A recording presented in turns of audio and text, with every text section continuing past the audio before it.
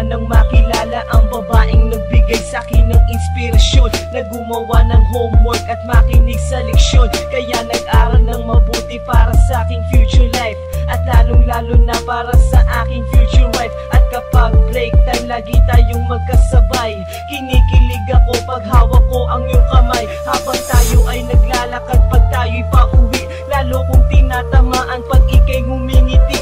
Ang lahat ng bighati, ikaw ang nagtatanggal. Dahil sa iyo kaya pasado sa periodical. Buhay ko ay nag-iba, binigyan mo ng sigla. Tumaas na din ang grades ko sa matematika. Ikaw lang ang dahilan para to sa'yo mahal. Inaalay ko sa'yo ang natanggap kong medal.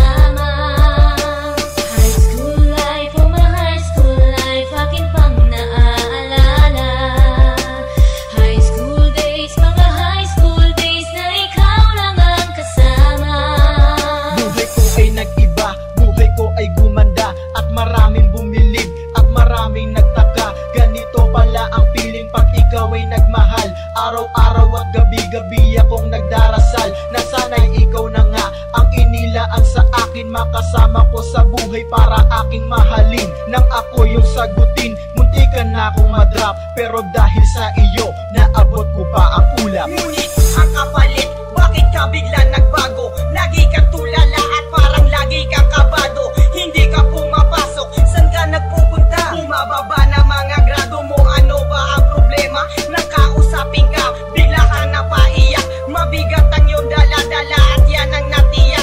Nang ikaw ay tinanong, hindi mo ko sinagot. Tumakbo ka pa, alis na para bang ika'y takot. Bakit? School life, oh my high school life, akin pang naaalala. High school days, mga high school days na ikaw lang ang kasama. High school life, oh my high school life, akin pang naaalala. High school days, mga high school days na ikaw lang ang kasama. Tandang-tanda ko pa, Lunes ng umaga nun. Bakit ang daming pulis? Ano bang meron ngayon? Narinig ko ang usapan na meron daw trahedya. Fourth year student